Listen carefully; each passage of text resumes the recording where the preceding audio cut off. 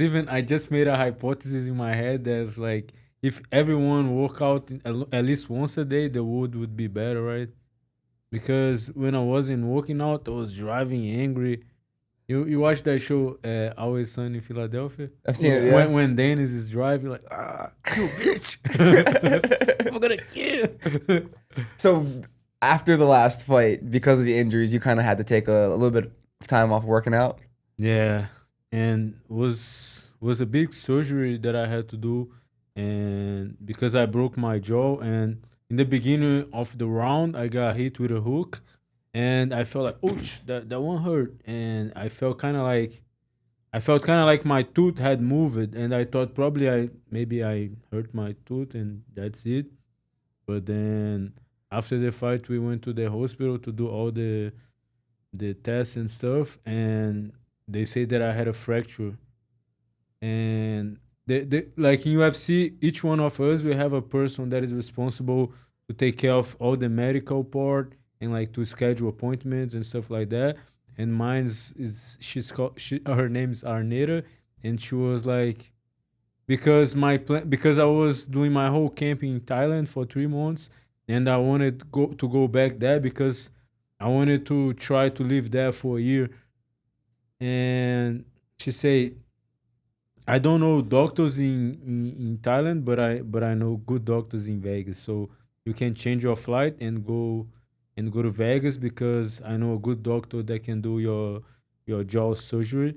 And then I came to Vegas just to do the surgery, and he explained to me that because I still had my wisdom teeth and I had no idea, but it can cause some trouble, right? Yeah. And I never had any problems with. And he explained that what made my left jaw weaker was the wisdom teeth on the left side, tooth on the left side. Yeah, So let's back it up because you're coming off of a crazy performance at your last yeah, fight in Azerbaijan. So crazy. You first guys to ever get a double bonus, yeah, $100,000. yeah. I think that never happened before. Like, Never happened, brother. because I lost the fight and still got both. Yeah. 100 grand, Yeah. double bonus. And I always used to complain that the times that I won fights by knockout in UFC, I didn't get any bonuses of performance and fight of the night. And this time it came even better, right? And I really believed that that was gonna happen because I remember when I was in the locker room with my coaches, and my head coach was George Hickman, and I was like, right before I was like, "Hey George, when I get a bonus, do I need to pay you percentage?" And it's like, no, bro. And, and then it was two Wait, bonus. it's just off a purse. Yeah, You just got to give them money out of your purse. yeah, out of my purse. And my manager gets a percentage from my bonuses because it's on the contract. And I was telling my manager, and my manager was like, "Oh, you got he probably after he was like fucking Motta." What was it like going into that fight? Was the plan to go out early and try to put him out in the first round? No, I had one of the best camps in my life, and because the two times that I went to Bangtao in Phuket, like at first time I went there after a fight and was just for vacation and to relax and to see how it was, because all my friends always told me great things about uh, the life in Phuket and the training, and I was just in a vacation, and out of the sudden I went from being like chubby to being like in lean and in shape, and I was like, this is awesome. But I'm like, no, maybe that's not real life. I need to go back to America, to the real world.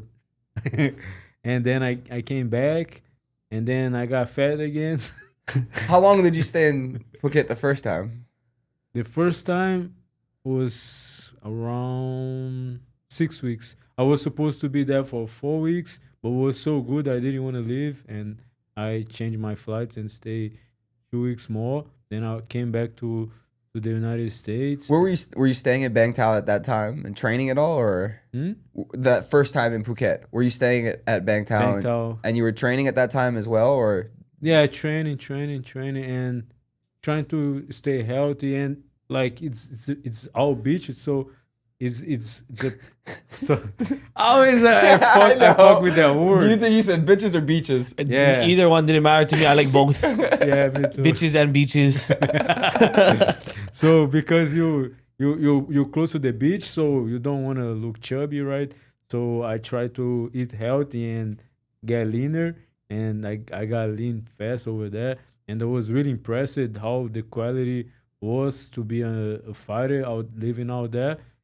And but at the same time, you know how it is, like you like you come to America and you want to stick with that with those goals, and I came back, and then I kind of like went downhill, and I was kind of like out of. I always keep working hard and doing my stuff, but I was like 187, and I got the call to fight in China, and it was a good match, and but I didn't had a lot of time to prepare. It was like I had like 5 weeks, and I had all the way to cut, and I was like, fuck. And also the time zone difference is so big, right, from the US to China. And I remember that George Hickman always told me that anytime I want to come back, I should come back. And he also told me like, I know you're gonna come live here one day. And also the people from there, they say they kind of say something like, one of the guys is this Korean guy. He's a reporter. Maybe you know him, Korean John. Yeah. Yeah. I've seen him. He was like, bro, like people say that how good was to have you here, how it was good to have you around. I'm like, really? Then I'm like, cool, and that even gave me more motivation to come back. Then I made a plan, and at first I was like, I remember that at first I was like, fuck, I just wanna fight. I would fight anywhere. And someone told me that no, you shouldn't wanna fight. Like you should choose to fight in the United States, not going like all for overseas because it's gonna be way more difficult. And because this was in my head when they offered me, I was like, man, should I take that fight? And I didn't reply to my manager right away. And then that night was when he told me that was we all on Tough Enough, and he told me that. Then I saw Brian battle, and I was like, oh, this guy is the guy that Ryder loves because I like Ryder a lot. So probably Brian is a cool guy. And I started hanging out with him, and we had a wild night, and it was really cool. And after that, and the fucker, he had like the way he talks and the way he carries himself and the things we talk about, he made me so like motivated too. Like Brian Battle. yeah, he made me so motivated, and I'm like, all right, I'm taking that fight. And then I made a plan, like at midnight. I'm like, okay, so Wait, was this on the night out? Like while you guys were partying? right after when I came back from the party, and I was like, all right, I made a plan. I'm gonna go to Bangtao, and I'm gonna get ready for this fight out there because I know every time I'm there, it's like it's a good environment. I good food. I get in shape fast. The weather helps a lot too. The lifestyle helps me a lot. It's way less stress and everything works better. Then I made a plan. I went there and I had a 4 weeks fight camp, and I went to China and won. I beat the guy, and was a big win, and my first two fights winning streak. That was a dream. To Yeah. have two fights winning A winning streak in the UFC is Yeah. crazy. Yeah. So what is it about the food in Thailand that you're Like- able to lose that weight so quick? Because I know even right now when we hugged each other, you felt way leaner than normal. No, really. Yeah, to be honest, that you felt harder, you felt leaner than normal. Aren't That's they what you portions say. smaller? Huh? Aren't they portions smaller? Is that what is it about the Thailand diet? So I think like if you eat the Thai food, it's not that healthy because they like to put a lot of sugar. They like to fry stuff too. But I don't know. I think that like the food they sell there, they put less chemicals and stuff. And the place that I live is mostly it's not it's, because that is Phuket. It's like an island. It's like up that is Bangkok, like mostly Rio Thailand, and Phuket is an island that is full of foreigners. So you know how those there is so many people from Europe and sometimes Europe and Australia and those places. Sometimes I feel like they don't like to put so much chemicals in the food. Maybe it's that. I don't know. Like the pesticides or what they use to grow it. Maybe it's that why. Preservatives. Yeah, I mean, there's so many stuff that we use that is banned in other countries, right? Across Europe, and yeah. In Brazil, they do the same thing too. is it bad back home as well? Yeah, yeah, Like noticeably a big difference. yeah. Brazil is very similar to the United States in that sense. Yeah, I heard that Trump was gonna make Coca-Cola like Mexican Coca-Cola. What do you mean? Like no high No, fructose corn like sugar? It has to be sugar was natural the cane sugar. Yeah, It'd be kind of cool if they had cocaine in it again. I know. But that's why I was reading a thing. I don't know if that was like some fake shit, but that's what I'm hearing they're gonna use. The RFK sugar. Jr. is supposed to be doing all that The for sugar us, cane, right? right? Yeah. Yeah. This is the first time I'm seeing you since you became a American citizen. oh yeah. What I was see that that. whole Congratulations. process like? It was like I did all by myself. I had a friend when I was living in Brazil. Like first time I came to the United States was to do the reality show, The Ultimate Fighter, and I came with a work visa and was lasted only 3 months. And the tough house is it looks like almost like you in jail. You can do you like at first they put us in the police station, and each one of us is staying in one room by yourself, and the production said you're not allowed to leave the room, and if you leave the room you're gonna be kicked out from the show. And if you want to eat something, they would call me on my room phone, like, what do you want for lunch, what do you want for dinner, and then they call you like, you want to work out, because they had the time, almost like, you want to work out, no, bye. And then maybe it's almost like to make us like Go a little crazy, nuts. yeah. And then You go crazy and then give you alcohol. Did you guys have alcohol in the house? yeah.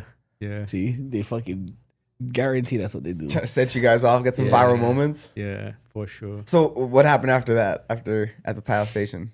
And then because was so many fighters from Brazil, because was like 800 guys that sign up, and then they select 32, and we fought against each other, and 16 made to their house, and the other 16 flight back to Brazil. And then then I won my fight, and I made to their house, and yeah, that was they like since when we at the police station, they already take our phones from us, so we have no contact with the outside world. And then was like that 1.5 months inside the house. Oh, I'll go crazy. Yeah. At that point, had you trained with who am I thinking of right now? Out east, like hadn't you trained with the Frankie Edgar guys for a while? No, so when that happened, I was in Brazil. I was in Nova União in Rio, the same team that Jose Aldo is from, and many other UFC fighters, Bellator fighters, a lot of guys that fought in Japan. It was considered the best lightweight team in the world at the time. Was Nova União and Team Alpha Male, but I think most of the times we did beat Team Alpha Male. What years were you there? Let me see. So, I came from a small town in Brazil, from the state of Minas Gerais. It's the same state that Paulo Costa is from, and it's more like it's not close to the beach. It's not far from Rio and São Paulo, but it's almost like would look like Texas. It's like big on the map, but there is no ocean. So there's a lot of farm. So the culture is more like country music and labor and hard work, Mm-hmm. and Glover is from that too. Mm-hmm. And then I started training kickboxing and jiu-jitsu. First thing my mom always put me in sports because I had asthma. Then swimming school cured my asthma. I did the Brazilian martial art capoeira when I was 7 years old.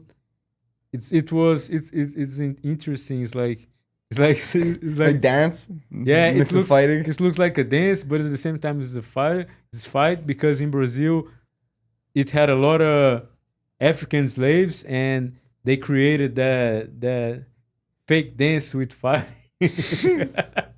Maybe maybe they come. No, we just dancing. They show a spinning back kick. When they leave, they show a spinning back kick. And then when I was 13, I went to a jiu-jitsu school, and it's kind of like a funny history because my dad didn't like jiu-jitsu because in Brazil we had a phase that it was even on the mainstream the TV channel in Brazil that what was happening was like some jiu-jitsu guys, they would go to the nightclub and beat people up in the nightclub. They would be like, "Bro, did you just step on my feet?" And beat people up. Just for fun. Yeah, then my dad Sounds like where Justin is from. Yeah, I was gonna say it sounds like Big Island. like Like BJ Penn. A lot of times I feel like the Hawaiians look like Brazilians sometimes.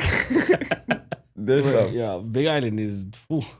Man, Islands sounds like Brazil sometimes, but Brazil's crazy, is it not? Like the favelas. The favelas are crazy, right? But I don't know. You don't grow up around there I didn't though, grow right? up in the favela, no. Yeah. Isn't there like even a section where like people eat monkeys you were talking about? I think Mateus Camilo, but Mateus, look, Brazil is huge, right? So there is so many states and different cultures. And Mateus, he's from the north, like close to the Amazon, right? So maybe because there is so many animals and stuff. I'm all from like almost like southeast, so there is not like a lot of like forests. Like It's more that. urban, like there's like you said. But City. city, but like and farms, but not like Mateus. Maybe because it's north and there is the Amazon. It's more like the how we call forest. Yeah, Jungle forest. Jungles, Well, forests, is rainforest. Pereira like right out of like tribe? Yeah, where is he compared to you guys? so Pereira, he's from São Paulo. São Paulo is a big city. How come they said he's like his family is just like right out of a tribe and then they came in? I don't know. Maybe if there is a tribe like somewhere in São Paulo, but he's from the big city. I'm from the tribe of Waikiki. But probably he has the Native American blood, yeah, and yeah, it can be true. He's pretty good with the ball. And, It probably is true, yeah. You think so? Yeah, I think so. That's why he's so good at No, soccer. he though. didn't grow up there, but probably he moved into the city. Yeah. So, but is he from like the slums area? Is he from the streets? I think I saw a documentary that they say he was, yeah. Is that just Yeah. like so far from you guys? Like, is that like somebody growing up in California and then someone growing up in New York or something? From where I came from? Yeah, compared to Pereira. What do you mean, like in the map? Yeah. No. My state's it's like here, and São Paulo and Rio is like here. But my state's really big on the map, and Rio and São Paulo, they look small like as in the size, but the population is like crazy. Like so much people in a small place, just like New York City, right? New York City and New Jersey. So did you go to that area a lot growing up? To São Paulo? Yeah, to those bigger cities. Not really. And I kind of I never liked country music and their lifestyle. I always liked it more big cities, and I never liked Brazilian music too. I always liked more like American music and rap and rock and like new metal and stuff. And it's cool that I realized it's something that was cool, that the song that Alex walks out with. I was like, oh, that song's so dope, that I looked the album, and was Sepultura, and I started getting addicted to the music. They are heavy metal band, and they became one of the biggest heavy metal bands on in the world, and they are in the Hall of Fame. And what is fun is that the founders, Mike Cavalera and Igor Cavalera, they are from the same state I'm from, but they are from the big city. Like Uh-huh. in my state, there is a city that is called Belo Horizonte. That is like a huge, how I say, metropolis. Like a big city. Yeah, a really big city, and Paulo Costa is from there too. And I was like, that's crazy. How come those guys are from my state and they became one of the biggest rock stars in history, and like singing in English too. And I was watching a documentary about him, and it seems like he started like uh, listening to like Black Sabbath songs and translating, and that's how he learned English. Wow, Which that's is crazy. Yeah. Wait, that's the song Alex Pereira walks out to? He walks out with a song from the album, the most famous album that it's called Roots album, because they put some sounds from some indigenous tribe from Brazil. I thought it was just like a chant the whole time of him walking out. I had no idea it was No, a it's song. like a indigenous. They even went to the indigenous tribe in Brazil. Probably it's the same tribe. I don't know if it's the same tribe. He has like That he's from? that he's from, and they used in the song, and it's so dope. It's like when I listen to them, I feel so like pumped to work hard, and it's really cool. And I even like follow him on Instagram, and he followed me back. I started talking with him and his wife, and they follow me back, and I was like, God, that's so dope. That's so cool. Yeah. Let's take it back to Azerbaijan. What was your walkout song? My walkout song was a very American song. And I did walk out with that song in the fight that was the most important fight, maybe one of the most important fights in my career, was my fight when I fought the undefeated Aussie kid, Tom Nolan. And it was kind of like, if I lose this fight, I'm most likely I'm gonna get cut from the UFC, and that's how it's gonna end. And I walk out with that song because that song's so sick, from Ted Nugent, Stranglehold. And I think it was because I heard that song before, because now getting older, on my 30s, I started listening to rock from the 70s. Maybe it's because I'm getting older. And You then, start throwing it back, yeah. yeah,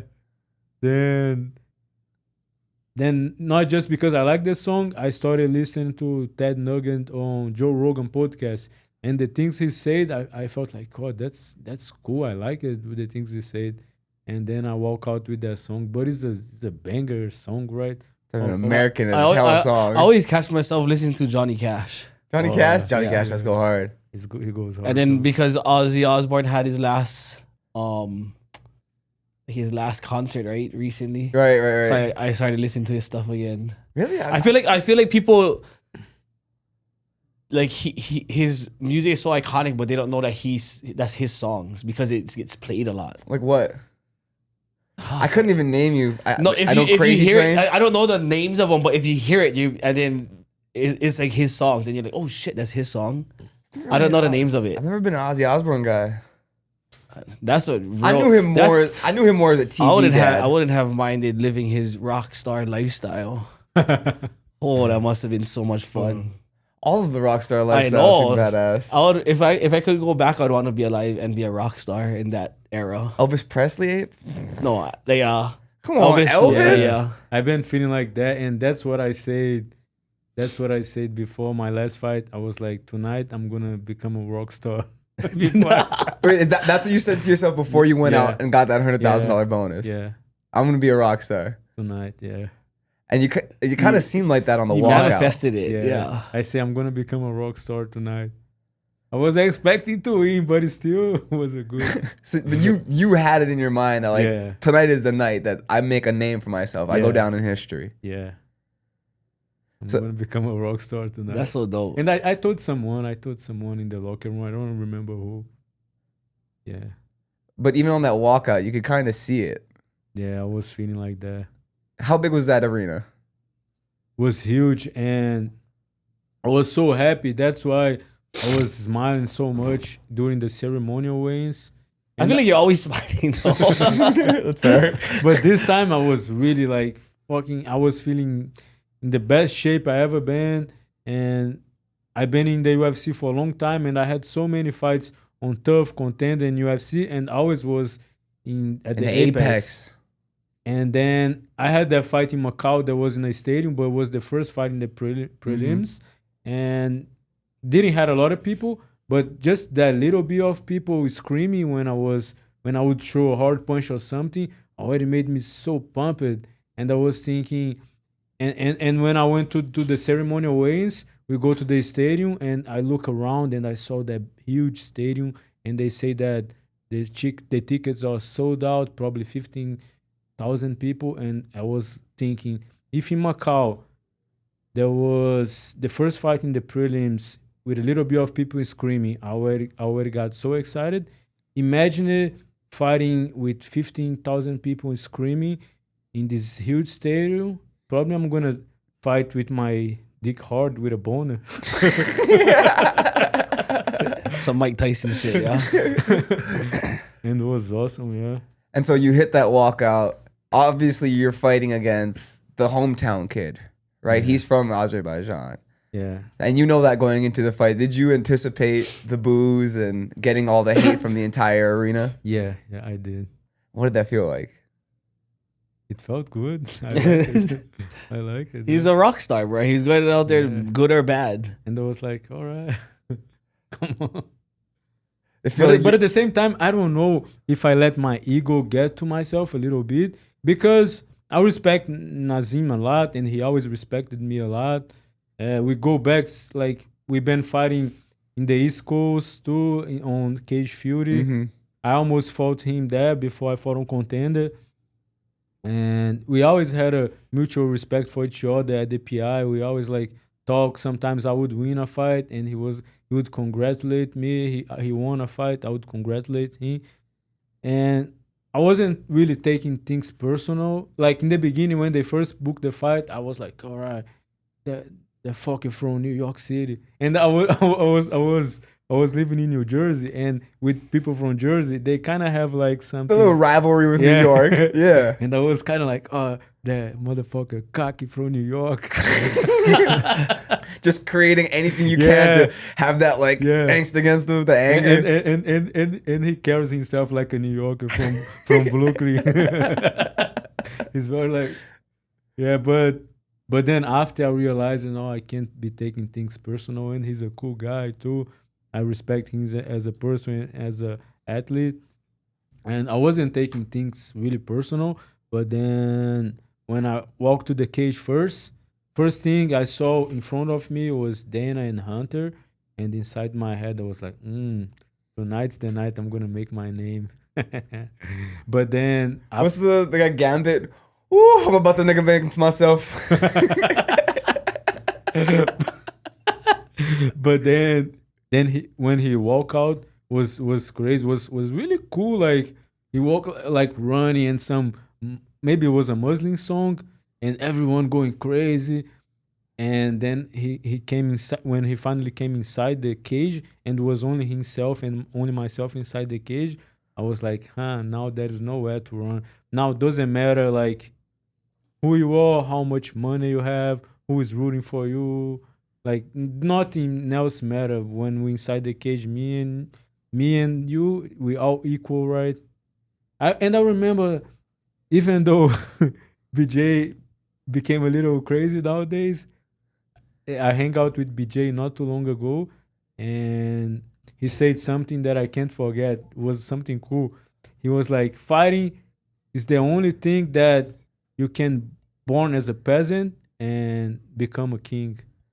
Be treated like a king. Let me say again. BJ told me fighting is the only thing that you can born as a peasant and be treated like a king.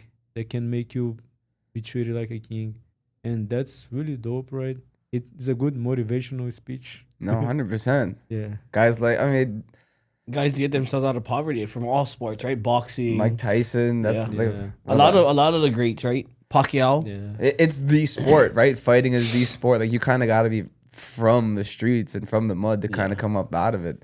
Only like recently you've seen guys like Armin Sarukian and these guys that come from money kind of succeeding yeah. in So we fighting. can say that, right? And sometimes, like, if you have good support, like eat the right food, like you can pay for privates, and you can take care of your health better. So that's a step ahead. That right? shows you the evolution of Yeah. fighting in general, where it's Yeah. becoming more like the major sports, like Yeah. football, like basketball, baseball, and like now you're seeing the like kids of these NBA stars and NFL stars, much higher chances of those kids making it, not just because of their genetics, but like you said, they have those Training. trainings, they have the coaching from so early on. Yeah. They skip the whole process of like learning. They learn the basic stuff early, right? Yeah. There's the skill level is Yeah. so high now. Like even like jujitsu, like Yeah. these kids are fucking so good. That's something that I felt when I moved from my small town to the biggest team in the world at the time. I felt like what I was learning in a week, I wouldn't learn in like 3 months in a small place. Yeah. So, and sometimes you working with guys like that. Sometimes just like you watching Jose Aldo sparring, just by looking the things he do, you learning, right? Mm-hmm. Yeah. And everything's it's important to study and try to get more and more information, right? Yeah. And that reminds me of my dad in Brazil. Like I was like always like, so at first he was like, no, you're not gonna train jiu-jitsu. He didn't want me to train jiu-jitsu. So I bought a gi that's his judo, and I say, Dad, I'm doing judo. I was like, all right, okay. And then after I got so addicted to fighting, and I was always like on the TV, on the computer watching fights, and it was like, oh man, I don't want you to become one of those crazy pit bulls, because that's how Like he a was. Vanderlei Silva or something. Yeah. I'm like, no, it's okay. So has it always been about the sport, performing, the fame? What has it been about fighting for you? I think at first I just fell in love with fighting, but we can't lie that the thrill and that feeling of earning respect from everyone is good. And this even like before I started fighting, like sometimes fighting in school, like I started fighting in school and people start talking like, oh, Motta, and you feel like, oh shit.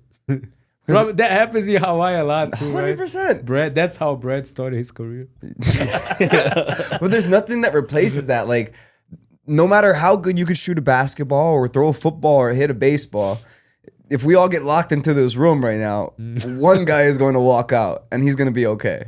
Unless if you have a gun, then I'm gonna run. But that's just kind of like the equalizer. Like, if fighters, boxers, there's just it's different than just a sport. Like you don't need a ball to do your thing. Yeah, that's true. Yeah. Taking it back to that fight though, entering the first round, you get locked in the cage with him. You feel, hey, it's just you and me here. The crowd can't protect you in here. What does it feel like once that fight starts? Yeah, so I think that maybe I let my ego go up a little bit, right? Maybe. And yeah, I was, and something that I learned is to be like present in the moment. And because I knew there would be so many people, like all that people booing and stuff, I tried to, sometimes you started like doing those things during fight camp already. I sometimes like when I would do my rounds in the cage, I already started training my mind to be like, now it's like the time to forget about everything else that is around and be focused on just focus on your opponent and on the fight and forget about everything else. And it was a real cool feeling to feel like really present in that moment. And I didn't had any, I wasn't anxious or angry or on. I was just in the moment, and I felt really good.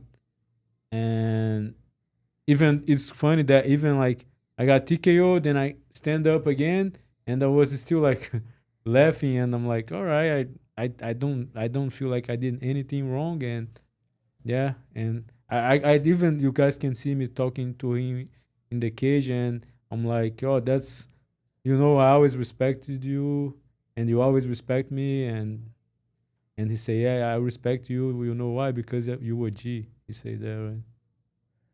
That first round though, when you start what ended up being a 75 Oh yeah, punch combination. fucking crazy. That's insane. I don't know if that might be a world record. I think we got to go get that checked. Yeah, because I had a great weight cut, like maybe the best weight cut I ever had. And I thought like, if there's no way that I'm gonna get tired, and probably that's why I did that. Oh, I just did that like Trump. When you start didn't think unloading in that combination though, at that, do you remember? Have you watched the fight back at all? Yeah, I did. Do you remember that moment when you started unloading and like, did you feel So I'm about to get him out of here? So what happened was when I hit him in the body, I could hear him like, yeah, moaning, like almost like was hurting so bad, like almost he couldn't barely breathe. And and then when that happened, then after he came and he got back and he clinched me, and we like both in the clinch, and I was like, damn, this motherfucker stuff. And I wanted to say like, bro, you're really tough. And I was so in the moment and comfortable that I even like want to talk in the middle of the fight, but I was like, no, I think if I just try to take his head off and I'm gonna start talking like that right now, that would be disrespectful, right? So I didn't say anything. And then just got back to wailing on it. How exhausted were you at the end of that 75 punch combination? So, yeah, I got tired. Fuck yeah. But it's kind of like I try to tell myself that I'm not tired, because even when I'm watching the video, I'm like, damn, I look tired, but I try to block that in my head. But I was tired. Second Fuck. win, yeah. Yeah. Sometimes you get the second win. Well, at the end of the first round, like, how did the gas tank feel? It's like Moik, and after I was talking with Moicano, he's like, you motherfucker, you got tired. And then he made a video saying that he got tired against, what's his name? In his last fight. Islam. No, not Islam. Benel, Dariush. Benel. And I comment on his post, you say I got tired and you got tired. You fucking stop jacking off. Because in Brazil we say punheteiro. I don't know if there is a word for a guy that jerk off too much in America. There is a slang for that. Raleigh. So masturbator. Masturbator. Yeah, I say that in Portuguese, you masturbator. Is that something you practice? You don't ejaculate so far before your fight? Some guys say they. Some guys say I they waited don't, for yeah. when my coach. I have my Irish coach in my room, and when he left to do something, You jacked because off? my fight was too late. My fight was in the main event, and it was like my fight was gonna be like 11 at night in Azerbaijan, so it was boring, and yeah, The day of. yeah. Some guys don't like do it for like months, yeah, before Yeah, they like fight. because that's like a boxing superstition, right? Where they don't. But I think if like Relaxed. yeah, it's relaxed. But if you're having sex with someone and like putting all the work like a fucking baboon, then you're gonna get tired. Yeah.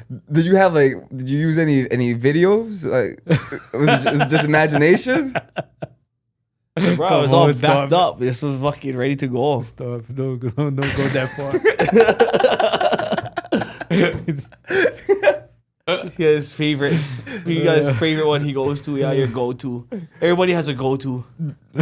I don't know. Sometimes I feel creepy when I go to a category, so I just like to scroll like they're recently posted. Oh fuck! And I feel like it takes. I a just little bit find too I long. find like I go in like phases. Like I just like this one girl. I watch all her videos.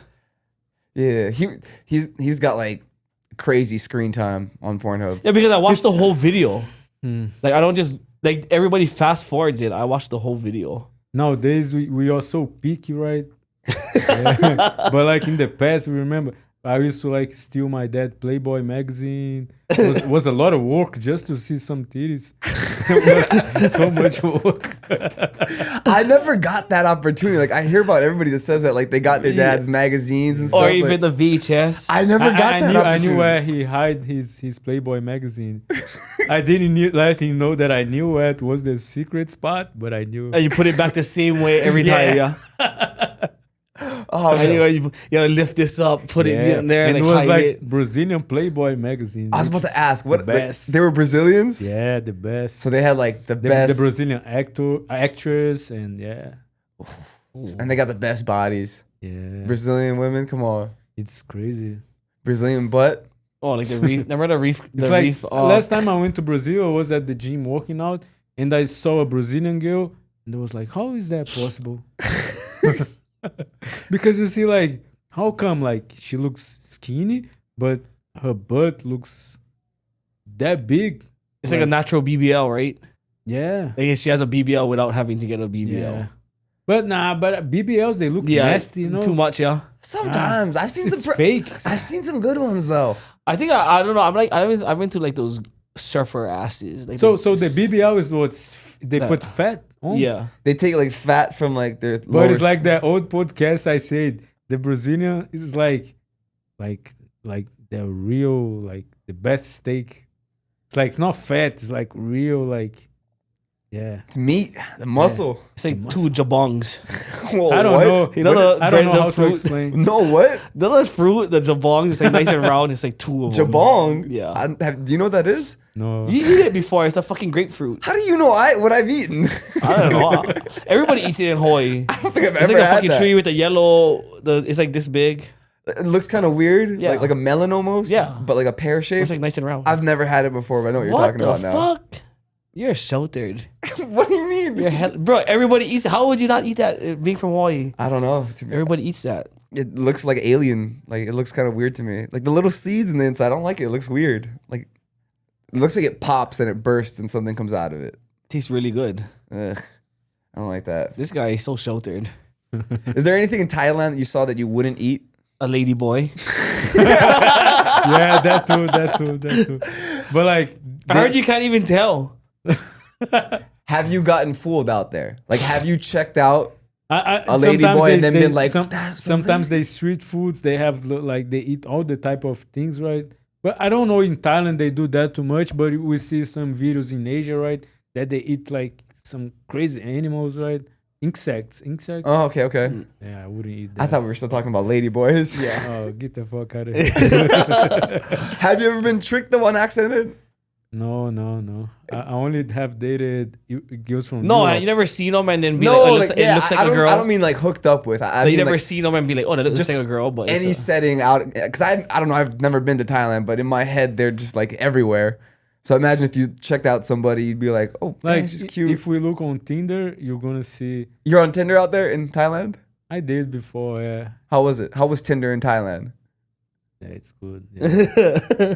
But there are so many girls from Europe and Australia, New Zealand, from all over the world, right? From America, from Brazil, from everywhere. Did you match with Hawaii. any of the locals? With the locals, probably I did, but I never did. Meet up Okay. with or Yeah. go on a date with? Yeah, Did you ever scroll through and see, damn, but I didn't sometimes. see that in the bio the first time. But sometimes can happen, like you match with. That's what I'm asking. then you have to go like, oh, unmatched. That's what that was that. So That's it what did it- happen. Yeah, it did. no, so it. But does it happen? No, because you see, even like Lexi was just there and she said, sometimes you can't even tell. And isn't there just a lot of ladyboys out there? That's my whole thing. Isn't there just like a high in my head, you've got to like dodge and avoid them because there's so many. I think they have to tell you though. It probably does, but I haven't been to those areas. Yeah, probably. That is that street Patong. They keep them all in Yeah, one it's a area. street, right? Yeah, it's like an street, area. Patong Street that probably has a lot over there. Right? Yeah, I think know. it's so like what I heard. It's like a street, Yeah, like an area. What I heard.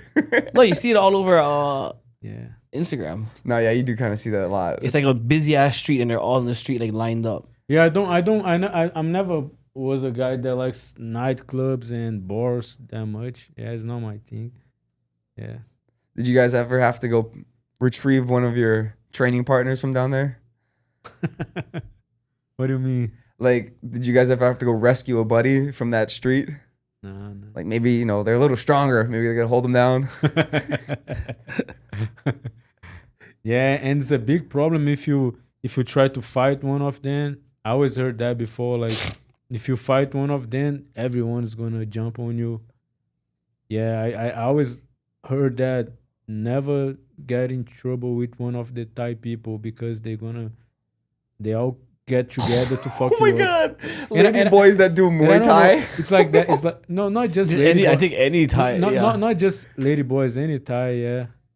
And I don't know, probably in Hawaii it's like that too, or no? Just in terms of like fighting. Like if you fuck with one of the locals, all the other locals are gonna jump on you, or no? Kinda, Or maybe not. but most of the times they can handle Themselves, yes. Like you almost Yeah. don't have to jump in. And Hawaiians are Americans too, right? Yeah. Kind of. You got they're Yeah, they're there's a- literally 2,500 miles away Mm. from California. So I guess technically it's the same country, but there are other Yeah. countries that are, you know, you could literally walk across and in a line and you're in Canada or in Mexico where you Yeah. have to fly 2,500 miles across the ocean to get to Hawaii. Well, technically we are, but there's all kinds of controversy about that, right? Yeah, like even how Hawaii became We a state. we got forced into becoming a state. Yeah, because when I first met Hawaiians, I was in Vegas at Extreme Culture, and I was like, God, these Hawaiians are cool as fuck, like different, and they almost remind me of some cool Brazilians sometimes. Because there's a lot of Brazilian assholes too, but they remind me of the cool Brazilians. Where the side of the island I grew up with had a lot of Brazilians. They'd all come to surf. Really? Yeah, because they would come to surf. Oh, North Shore. Yeah, Yeah. good point. I didn't think about that. And Brazil's got some like the world class surf as well, Yeah. right? Brazil, South of Africa Yeah. too. So they would come. There'd be a lot of Brazilians like on North Shore, even Wahiwa and stuff. Because there's all there too. Mostly in the winter, they'd all come down. But Hawaii is more expensive than in America, right? Yeah. And something cool about Thailand is that the way I say that if you have a problem with one of them, they all gonna support the guy. They also have a lot of rules like that protects the Thai people, and almost like to buy property out there. It seems like we're not allowed, foreigners are not allowed to buy property. Like a Thai person has to own a percentage from that property. Mm. That's what I said in Japan. And also, if the king says like, "No, I'm gonna do something in that place," and he can take your property away, and I heard that what happened in Hawaii was Yeah. that Foreigners are all buying it. the very rich people started buying and made everything super expensive, Yeah, right? a lot of foreign investors. And that's why Thailand doesn't become expensive. Mhm. That's so smart. But it's still like a lot of Russian. Like the area I live is full of Russians too. Wow. And I think the Russians that have money are buying too much stuff, but I think in the end of the day they can't really own. But it's crazy. Like a lot of times I see like some Russian with a brand new Mercedes, and I'm like, why you need that here? Well, that was something interesting you had told me about Thailand was like how trustworthy things are. Oh yeah, Like people just leave their phones and their wallets laying Yeah. around and I heard keys this- in their mopeds. I heard histories like that. That like the guy he left his wallet full of money, and the Thai person gave him back. I don't know, maybe something to do with the religion, Buddhism. Or because at first we think like maybe if you steal, they're gonna cut your arm. That's why they don't steal. But maybe it got something to do with the religion too, right? Religion, culture. I think both of those are true. Yeah. Like, Well, because even in Japan, you can leave, like, if you're at Starbucks and you have to go to the bathroom. Now, how like over here you would put all your stuff away and then walk if you had, use the bathroom. Like in Japan, they leave all their wallet, laptop, phone, everything on the table, and then they go to the bathroom, and they just leave it. And it's like the Starbucks is packed, Awesome. so it's like I think culture is like I think it's also mixed with, like you're saying, like the consequences for yeah, those it's type of really things. extreme. are- Yeah, I heard that the jail out there sucks too. It's horrible.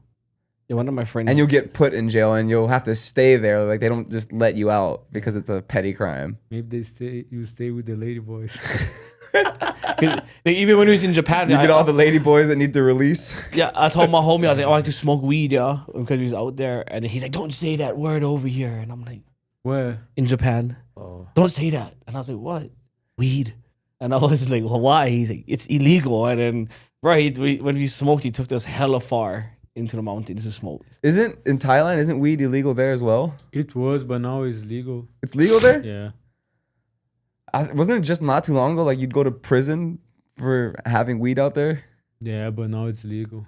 What about with the supplements? I hear you could get over-the-counter steroids Oh out in yeah, Thailand. one time I went to a store to buy supplements, and the guy was like, "Oh, do you want some HGH, some testosterone?" And it was that thing that you put here, right? Like The insulin shot, Yeah, the the small insulin The needle. needles, right? Yeah, not the needles, but that thing that looks really good, like Yeah, it's like a pen, yeah. yeah, like a pen.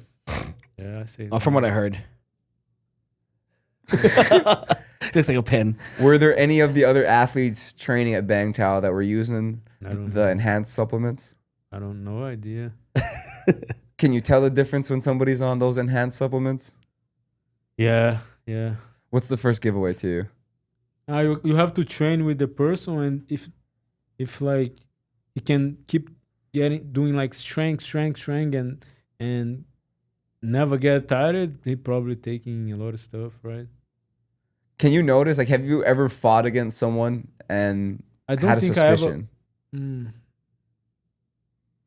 No, and like I said, sometimes in the fight I can be tired, but something in my head don't want to be a pussy, and I think I'm not tired. Don't want to be embarrassed, right? No, maybe my body's tired, but in my head I can't think about that. Yeah.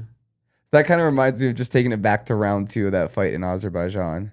Coming out for round 2, did you feel depleted whatsoever?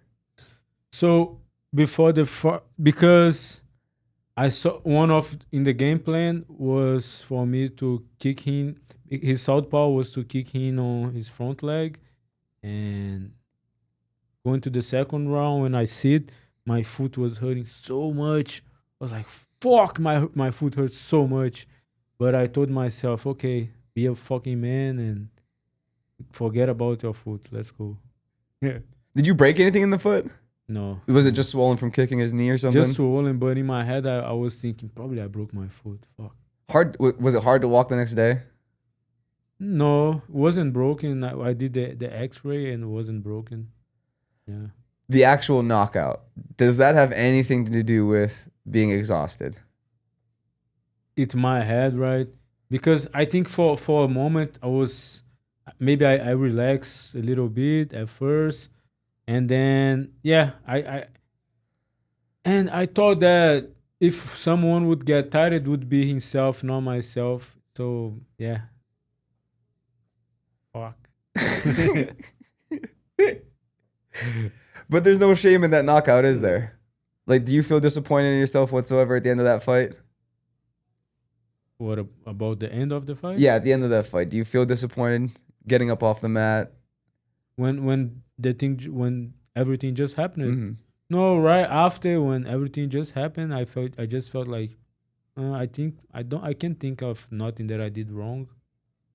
That was the first thing I thought, and probably the factor that I was tired made a big difference too. Yeah, and the factor that also, like I said, I thought like because during the fight week when I saw him, he looks dehydrated, and and someone told me that saw him in the phone, saw his manager with him in the phone, and it sounded like he was having a hard weight cut.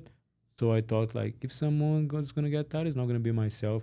Just like that fight in China, when I saw my opponent at the weigh-ins, he couldn't barely stand up. He was like that On the kid, on yeah. his coach, and because at first my first concern was like, fuck, I only have like 5 weeks to lose so much weight. I'm concerned about it. If the fight lasts 3 rounds, is if I'm gonna get tired because I'm gonna have to do this. I'm gonna have to cut so much weight in a short time. And then when I saw him at the wins like that, I was like, if it goes 3 rounds, I'm not gonna be the one tired. Yeah, so maybe it was a little bit of cockiness. Yeah. You put on all the weight because you eat Tizzle's grinds. What's it like living with Tizzles? Yeah, his school like Is there never- always food there? Is he always cooking? Yeah, it's about like it's like you seen food like that, you want to eat more, and he's such a cool guy because always when I had roommates before in the US, like if I'm like sometimes I'm like at midnight or something, I'm like stressed and I want to get a snack, and if I eat some of my roommates' snacks, they would get mad, but not Tyson. He would be cool, like, no, don't worry, bro, you can eat. It's all good. And he has so much snacks because I think people give stuff from Hawaii to him. People keep giving him stuff. That's how it is when we live here. People just send us stuff. Yeah. And like, even everybody that comes here, they just bring snacks. I'm like, bro, like I'm on a Yeah. fucking diet. Like, stop bringing so much snacks. And was cool the time I lived with him was we never get into an argument or nothing. It was just like peaceful, yeah. So after the fight, how did you hear that it got announced you're getting a double bonus and you're getting $100,000 in bonus money? Was kind of unbelievable, right? Like I was at the hospital doing the like checking everything. So you went straight from the fight to the hospital? Yeah. Like was like that. I got TKO. I came back right away, and my mind was clear. I knew everything that had happened, and I didn't felt any like concussion symptoms or stuff like that. My mind was working well, and we went to the hospital, and my manager called me, and he said about the 2 bonuses, and I was like, oh, that was kind of like unbelievable, right? Because like that's crazy, 2 bonuses, and at the same time, I was like, fuck, I wish I won the fight, but it's still good, all right. Yeah, all right. I'm assuming that's the biggest earnings night of your fighting career, right? Yeah, for sure. Were you thinking what I was gonna? What I always dreamed about getting a bonus, yeah. as soon as they said he's getting that kind of money, were you thinking about what you're gonna buy? Yeah, because Because I noticed you got a tattoo right after. but that guy is my friend, and he gave me a good price, yeah. And so my dream always was to get a bonus, and I always thought like I get a bonus, I'm gonna change my life. I thought like I'm gonna get a bonus, and I finally gonna start buying my first round. Sorry, I'm gonna get a bonus, and I'm finally gonna start buying my first house. Then I got 2 bonus, and I look the house market, and I'm like, fuck. when finally it's my time to become an adult, it's like that. Super expensive, yeah. Super expensive, right? In the past, it used to be so cheap compared to now. It's almost double Yeah. Yeah. compared to literally just 6, 7 years ago, 8 years ago. You think I think it's triple, no? Yeah, it could be triple. Since Yeah, it could be. Like, it depends. I guess depends where you're looking at. Fuck, like some guys bought their houses 100,000, like 15 years ago. Yeah, that's a long time ago. But it's tripled. Even some like quadruple in some of Yeah. them. Then I was like, maybe I should buy my first house in Brazil too. Then to start like step by step, and it's also expensive.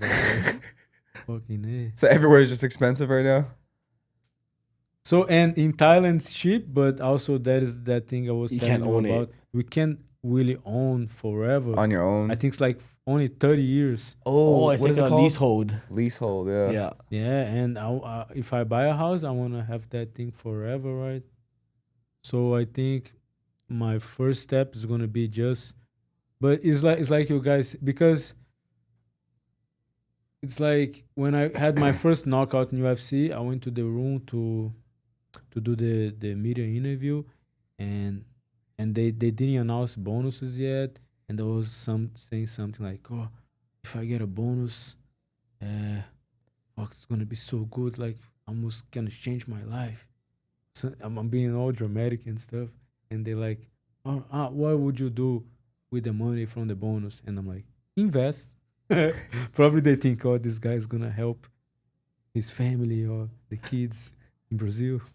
But I'm like, invest.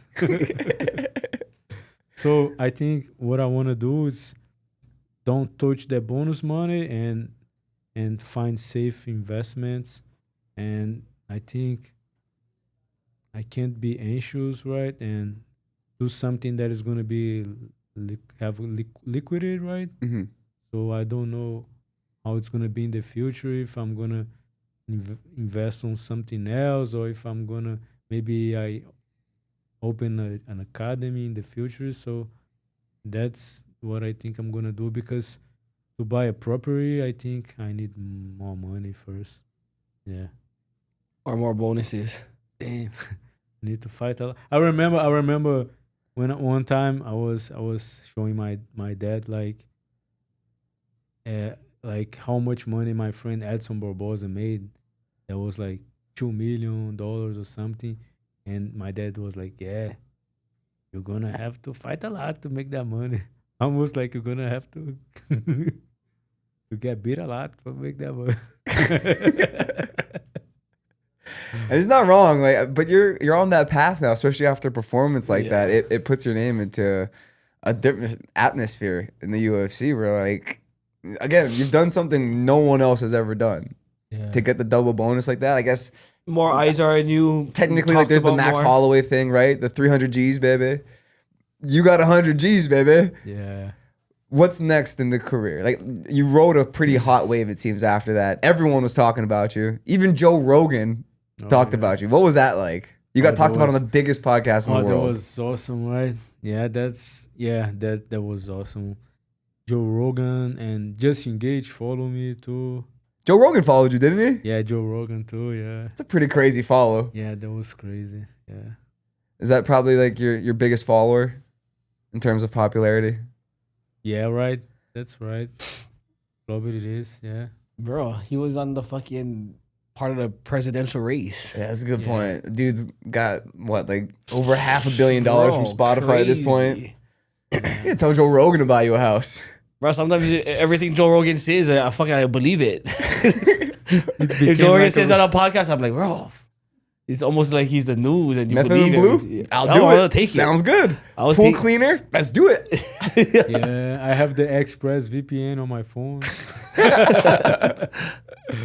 What is the other one? What's the Mind one? Bluetooth. No. Alpha Brain. I have that too. Yeah, because of Is the he road. Bluetooth too? Blue Chew, Alpha Brain, Manscaped. Oh, that's all good product right there. So coming off the fight now, when are you getting back into the cage? When's the next fight? When are you looking to fight? I was hoping, I hope I could fight this year, like December or something, but I don't know. I just need to focus on recovery. I still have a titanium plate on my jaw. Then in 5 weeks, I take that off. It's like going through recovery again when you take the plate off. Yeah. Okay. Not like the full recovery, but still, when you take out a pin or a plate, it's Yeah. So I think I need to focus on recovery, and it's gonna take like 2 months. Yeah.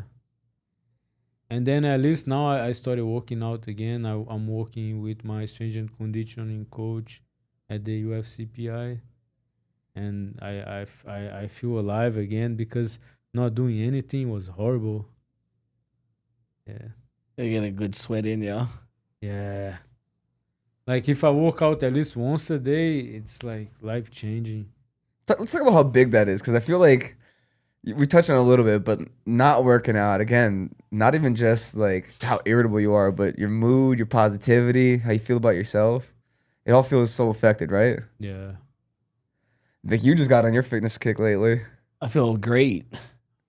I feel like 10 times more handsome. I don't know how it is. How come some people can never work out in their lives, right? I don't know. Or maybe we just broke now. We can't go back to normal. I guess I was always in shape, but I got out of shape. But getting back in shape feels so good. I just feel like I feel way too vulnerable not being in shape. You know what I mean? Like, I feel like I'm too close to dying, or like I'm too easy to kill if I don't work out. You know what I mean? Yeah. Like, how could you ever feel safe? But you were very. But this, if you don't work out, like, how could you feel? Like, how could you ever protect yourself? Yeah. Like, if a bear runs up on you, I'll fight the bear. I feel like I could take a shark. A shark? I'll just grab him by his nose and turn him over. You ever got like bumped by sharks? No. Oh, I hate that. But that's one of those scary things. Fuck that. Yeah, we would go like spearfishing in Hawaii, and then like That's crazy. sharks will just come and like bump you, and start like, and then I've got bumped like 2-3 times from the same white tip. I started getting scared, and it's only like I don't know, like a 10-pound shark, baby. 10 pounds. It's kind of, I mean, it's like that big. They only get mad if you touch their private parts. Well, you saw the one where the guy grabs the alligator and just grabs him by his like chin and he goes, they can control him. Bro, I've seen people do that to the sharks. Like the shark just swims up and they just like grab the face and they just redirect it. What is that? You never saw that one girl swimming with the great white? No? Fucking crazy. You never saw that? No. Fucking She was swimming with Donald Trump? bro. The great white hope. The great white shark. Great white shark. Was Never she seen swimming it? with Shane Gillis?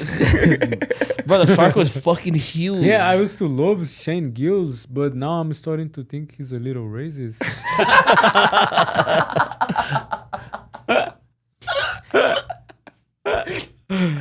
No, I still like his. I still like because his, you have to go through the whole process of becoming legal. Like you probably learn. I think you that's probably the- learn more than most people that are born American, right? Yeah. Wait, what do you mean? Like he's probably Yeah, knows I had to more. s- He I had probably to study knows the- more about like the the history and the Constitution constitution. and the history than Oh. most people that are born into being a U.S. citizen. Oh yeah, you had like the quiz and like the Yeah, test. you have to do a to whole get in? test. And from 10 questions, I did the 10 question. I answered the 10 questions. You were 10 out of 10? Yeah, Perfect? 10 out of 10. Oh, that's quizzing. So no, it made his knowledge of it, and it's still fresh. Because, you've been out of the country like almost immediately after getting your citizenship. Yeah, someone was. So telling maybe me you're a that. spy. I saw a video in Brazil other day because there's a lot of politics going on over there right now, and they asked the guys, "Do you know the national anthem?" And most of people like, no. Like the Brazilian national Yeah. anthem? No way. Do you know our national anthem? Yeah, They have Sing to it. learn it. because, but I I don't learned it. believe you. Sing it. But I learned it watching Rush Hour 3 because What is it? Sing it. Oh, say. can you see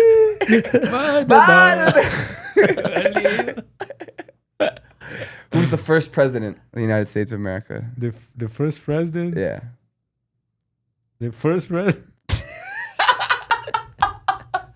Maybe I'm not so fresh, but okay. George Washington. Yeah. Alright. That's not bad. Not bad. You got one? Give him one.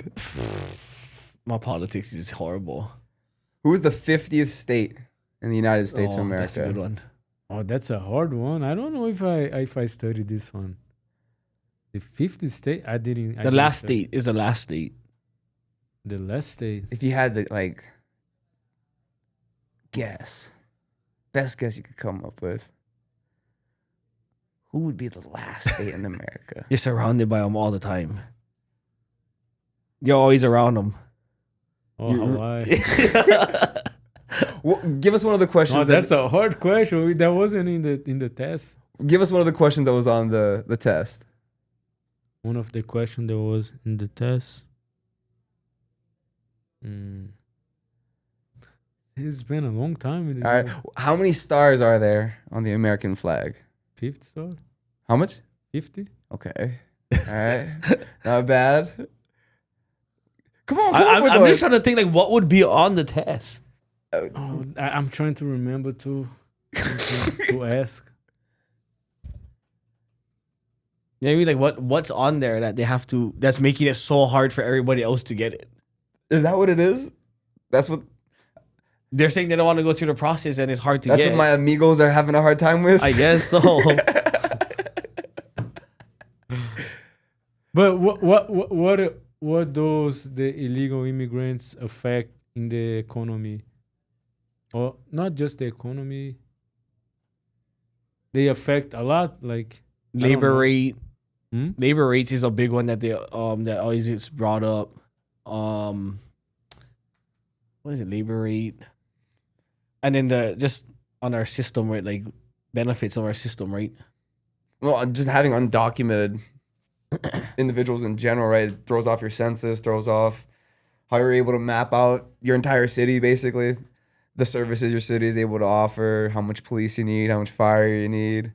I don't know, we're not economists or anything. But I think one of the big things is with like the major corporations, like, I don't know, it's kind of weird to hear Newsom talk about it openly that like, who else is going to do the work for us? Do you know how much it would cost these companies to pay Americans to do these jobs? They're basically openly saying like, we need to bring in this cheap labor. Big corporation use illegal immigrants. Yes, because It's cheap. yeah, Oh. they don't have to pay the same. They don't need to have like work visa or ID, no? Correct. They don't, and supposedly they don't have to pay the same taxes for fraction, this wheel. right? Yeah, Yeah. yeah. A lot of times they get paid under the table as well.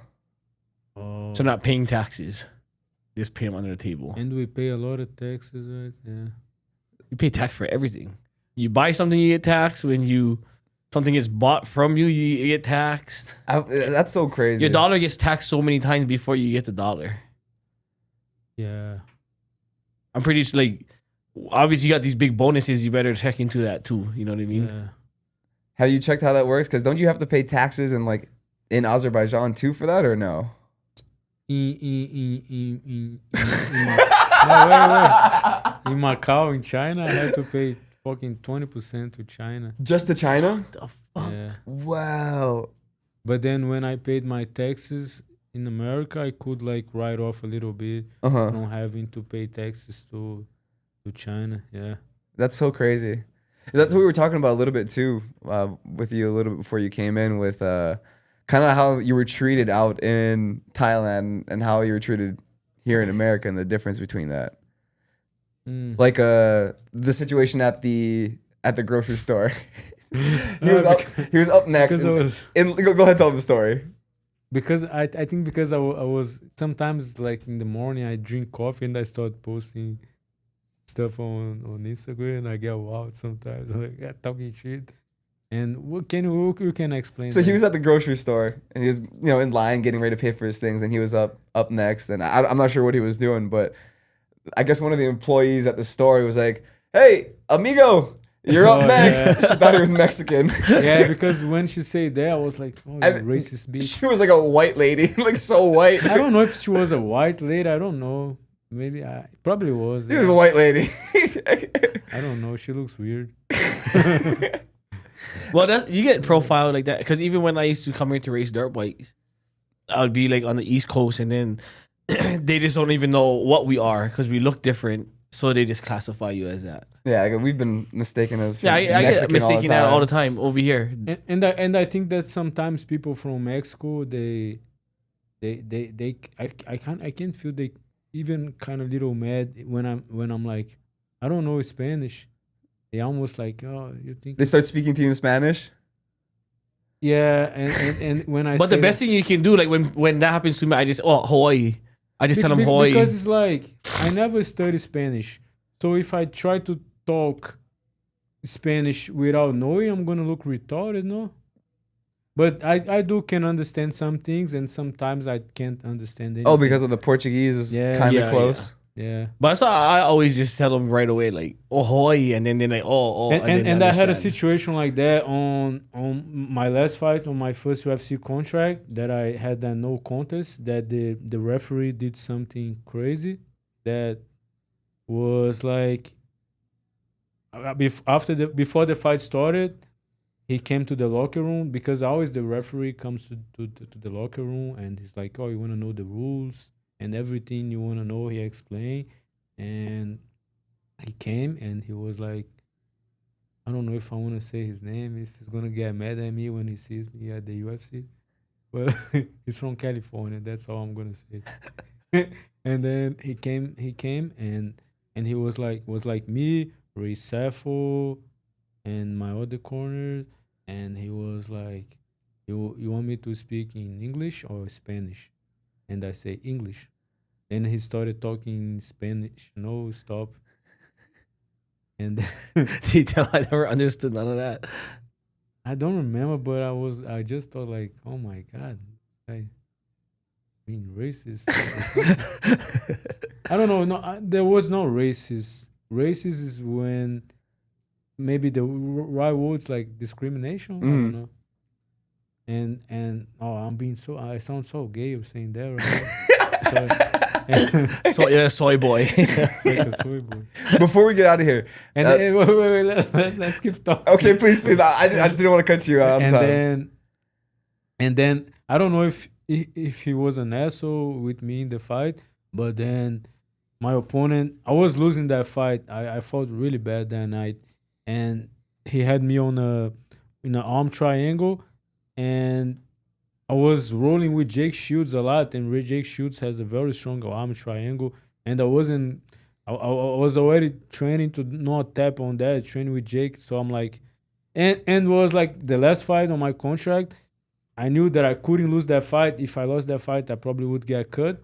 So I didn't tap, and he was like, Nikolas, like, do something or show me something or say something.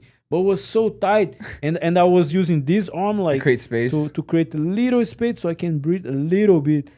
And he's like, Nikolas, answer. And I couldn't, because I had no space to barely breathe. And he came and he shake my arm like that. So if he shake my arm and my arm was stiff, means that I'm there, right? It wasn't loose. And then he stopped the fight. Then I stand up right away. Was like, what the fuck, bro? What are you doing? You are friends with my opponent or something? And they gave a no contest. And I say that because my first fight in America was in South Carolina. I fought Joe Solek. He was a big thing in the regionals, like, and he had a great jiu-jitsu. He would submit everyone on the rear naked choke. He even submitted Donald Cerrone on the jiu-jitsu competition. And I knew that how good he was on the back. And a lot of times during the fight, he was taking my back. And sometimes he was in my back and he was like doing light punches on me, like really light. And the referee was like, Nikolas, do something or I'm going to stop the fight. And I'm like, man, you crazy. He's not doing anything. What the fuck? What the fuck? Like, I was like fighting with my opponent and the referee at the same time. Then in the third round, I knocked him out like really bad that even myself, I was like, oh shit, maybe I kill him. And then the referee jumped on me like crazy. You can see in the video, like he really literally jumped on me. Ah! And then after the fight, I was like, I talked with my opponent Joe. He's a really cool guy, really good athlete. After he made to the UFC and he was doing really good, he beat Jim Miller. He had great wins in the UFC. And then after the fight, I was talking with the referee, and I was like, "Oh, thanks." And Joe is a really cool guy. He's a nice guy, cool guy. And the referee was like, "Yeah, I know. He's my friend." And I was thinking, this motherfucker. That's why then. And MMA is a sport where like. So that's why when they do in the interviews, they ask me like, oh, you're not afraid because you're here fighting at his hometown in Azerbaijan, in his city, with his crown, with his people. I'm like, no, since I moved to the United States 8 years ago, that's how I've been doing, fighting on the guys' hometowns. And there's so many times, like you said, where like the refs, they're usually from that state, right? Yeah. And a lot of times the MMA world is so small that they genuinely have a relationship with the fighters a lot of times. Then I had to go for the finish. Has that ever been a problem? That's why when I knock him out, I jump like Dan Henderson, Michael Bisping. That is the picture. The picture. I'm like flying in the air. To come kill him? There's some No, bad- not to come killing him. Just to don't let nothing happen that goes to the decision, and they give the victory to my opponent because I'm at his hometown, right? Mm-hmm. Was just like the survival mood or something. Yeah, there's some really bad refs too. Yeah. Oh, have you ever had that like a late stoppage? What is it? What is this one name? Mazzagatti. Oh, there is a Brazilian one that he got fired, right? Yamazaki. Yamazaki. Yeah. Mario Yamazaki. Was that the one? Yeah. Yeah. Because he almost let the guys die. Bro, the guy's out cold, like just flopped, yeah. He's still landing shots. And he's picking up his arm. Oh, he's good. What was the Oh, other that one. Yeah. He's getting choked. He's like choked out The for guy's like, out fucking cold forever, bro. The whole fucking crowd was saying he was out, and he's over there. and Joe Rogan's like yelling. Even was the other? There's that other the bald one, right? Which one? The big bald one. There's another one that every Herb Dean's been late on a couple lately. Yeah. Big too. ball that has a big beard. yeah. That's the one I was talking about. What is Mike his name? Beltran. What is his name? Mike Beltran. Is that his name? That, No, no. that has a The long one? yeah. That's the one that stopped my fight premature. I know they had that lady ref one time that everybody's yelling at. There was a lady ref? I don't Yeah, remember I don't that. think they used No, her I don't. again. She was a lady ref right there. I don't think they used her I feel again. like they can use the lady ref in the women's fights. You like to talk about polemic stuff, so Huh? what, you like to talk about Politics. not like things that are like they're gonna be like real. Fuck, how I don't know this word in English. Polygamy. No. wait. Polygamy is one where you sleep with everybody, right? Okay. You have a camp. Huh? Yeah, no, it's like you have like some of them have like whole like homes and they're all Polygamy. living- Isn't that the one where you Like sleep sister with Oh everybody? yeah. I tried to say something in Portuguese with that I doesn't translate right to English. Yeah. But Could you describe it? would you like to talk about something that is gonna be like sometimes nobody wants to talk about? Oh yeah, we Oh, talk this about guy, we talk yeah. about anything. This guy yeah. always. So what do you think about the WNBA situation? I think it was For hilarious. asking for the raise or Yeah. how you gonna ask for a raise if you're losing money though? That's my thing. Well, they say pay us what we're worth, right? Caitlin Clark, yeah. Fuck, pay her. Well, they lose money as an organization. Cunningham because she fucking sells hella jerseys. I got my jersey. I love my jersey. I've seen they posted all the clips of them at the nightclub at the after The party. one you guys are talking about is the one that lives in Vegas. Who's that? No, That is- Caitlin Clark is the one that and Cunningham played for the Fever. Vegas is who? Like Aja Wilson? Bro, honestly, I Flage? don't know nothing about the WNBA. I only watch Indiana Fever and I watch Caitlin Clark and Cunningham. I've like every time I turn on a game. It looks like me and Mads playing basketball. Mads is so bad at basketball, bro. Why? You can't do dribble? He's bad, bro. Me too. For someone that likes like African American culture so much, Mads is so fucking bad at basketball, bro. Like 50 Cent's his favorite rapper, right? But he fucking sucks at basketball. He can't make layups, nothing. But it looks like high schoolers and middle schoolers playing basketball, to be Not honest. all, but Bro. Yeah, me Come too. Clark on. has had those. Yeah, Yeah. right. Yeah, but she's hurt right now. So that's why the league's like kind of getting Boring. a hit right now. Yeah. Like, and like they talk about Angela Reese and how good Angel she is. Reese. Or, is that her name? Angel Reese? What do I call her? Angela? Angel Reese, bro, she shot like 30-something% or 20-something% for the first like 10 games of the season. most of her rebounds is her own misses, right?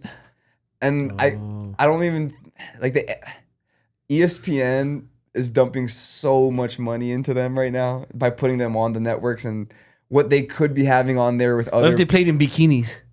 Ooh, Have you ever watched that? The LFL? Are we gonna get cancer? No. This was a thing. Have you ever seen the Lingerie Football League? No, It was huge. They're playing in like little Arena Football League, but the women were Playing in all in lingerie. just tops and bikini bottoms. Oh, that's awesome. Dude, it was amazing. Just, bah! And there were some units out there, bro. a 6'11" bikini. I like Oh. athletic woman. An athletic woman? Me too. Yeah. Is there any on the UFC roster that catch your eye? Who's the best looking woman on the UFC roster? I don't know. Like They had the top 5. You got a I top just seen 5? the Who's your team top 5? I haven't Top been, 5 UFC I haven't been babes. Current UFC roster or Yeah, let's like go current. all time? Oh. I haven't been putting attention on UFC female. What's the name? The one that just retired? The Brazilian girl. Starts with a P. Paula. What's her name? Nobody knows. I think she dated Alex for a little bit. Did she retire? She just retired because she's having a You're kid. talking about Poliana? Yes. Mm, She was so beautiful. yeah. Who's another one though? There's got to be I haven't someone. been putting attention on the female UFC fighters right now. No one ever does though, right? You ever seen the show the highlights for UFC 300? They just skip the Zhang Weili fight. You even think about Ronda that? Rousey was pretty hot too. Ronda Rousey? Was she? She was pretty sexy. I think that was just marketing though, right? No, when she dolled up, she looked the good. one that used to be the most beautiful one, and she was old school, Gina Carano. Oh yeah, Carano. Yeah. She- Doesn't her parents own like a casino or something? Yeah, yeah, they do. Yeah. She Mackenzie even, Dern? she even used to be on doing some Hollywood movies, right? Yeah. Or she does. Rachel Ostovich? Yeah. There's a bunch. You remember Rachel Ostovich? No. There's a Hawaii girl. Oh man. What's the girl that does the power slap now? I think the one that does OnlyFans stuff. Yeah, what was her name? I can't think of her name right I now. forgot. It's crazy. You saw the things where they put the top earners of OnlyFans against top athletes That's so crazy. earnings. The OnlyFans models make way more. Yeah, but now you look at like what these streamers make. Like the kid, what's his name? Speed. What he just signed the contract right with Twitch. Speed and yeah. It's like a 2-year 600 something. It's ridiculous. I swear it's a 2-year $600 million contract. I I don't even know how that's possible. I remember when Eddie Alvarez was in Vegas doing something for Barrel Knuckle, and he was like, "What's up, bro? I'm in Vegas. Let's do some training. Then after, let's go with me to the casino and stuff." And first thing before I get to that, like he's like, "Oh, let's play." And I don't like to play in the casino because I feel like I don't want to throw money away. And we started playing, and we kind of like winning or we even. And he's still like all Americans, they always want to keep playing and playing. And I'm like, Eddie, I think it's almost time for the what's called the media stuff. It's time, let's go. It's like, really? Let's play more? No, bro, you're gonna be late. So the money he gave me to play, I kept the money. I'm like, yeah. He's killing it at Bare Knuckle, huh? oh, he made so much money. Yeah. That. And I think he also asked for a percentage of the company. Wow. That's why he went to Even Better. what's his name is what is the other one that's over there now? Mike Perry. Oh, yeah. Mike Perry's They need so killing much it over money. there. But like keep going this history. I met a guy, he lives in Vegas. He's one of those famous like streamers that play Mhm. games and stream. And he did fought one of those The this influencer fighting. influencer fighting. And I saw like he fought with a guy that looks like someone uncle, like the guy looks like 60 years old, like no muscles, and he told me like, oh, I got paid like $60,000 or something like that. And I was like, damn, you know how hard it is for someone to make this money, like fighting. A world-class Yeah. fighter making that kind of money in the UFC. Yeah, How but hard it it's- is to get a 60-60 contract. They're having those burner fights over here where the influencers are fighting each other and betting like 100,000, 150,000, and he was like, 20,000. and I already have offers to make 6 figures. Yeah. Yeah. Misfits. And I was like so like jealous, like this motherfucker. No, they're at my homie's gym, the Yeah. streamers are fighting each other and betting like 100,000, 150. But that's the whole 200. thing that's so interesting. Is like their skill level's nowhere near your guys' level. Yeah. But why not do what they Yeah, do? they're just some fucking nerds, right? But they're good at what they do. They're good at. I mean, they're doing Marketing and promoting. being able to keep, well, just being able to keep the attention of these younger audiences for the amount of time that they do. Like, you know how hard it is to get someone to watch an Yeah. hour video today? I remember my strength and conditioning coach Gav. He's a Aussie guy, very fun. We always like talking and joking around sometimes, and he was like, I can't understand. Nowadays they like to watch that, like the kids like to watch. They like to watch other people playing the games. Yeah. Yeah. You They're know? not even playing Well, it that's themselves. the thing that's so like we were talking about Moicano, for example, and he's made a bunch of money off of doing content, like doing the podcast, opening his mouth, which is kind of like what these streamers do, and it makes me think of like Rampage Jackson and what he's recently done He with transitioned streaming. into that, right? Dude, he's streaming what? dude, he's killing it in streaming. Have you not seen the videos of him? No. And Yeah, he him and his transitioned son into Raja? like podcasting. Well, and all that, he's right? he started doing like so Harrison Rogers, who owns what is it, HFL, or he owns that the Fight League. They're based in Arizona, but he owns that F3 Energy, the energy drink company.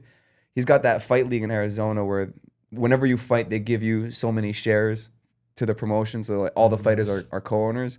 But he partnered with Rampage Jackson, Frank Mir, Tito Ortiz was in it. Frank in the Mir's beginning. head shaped like that now.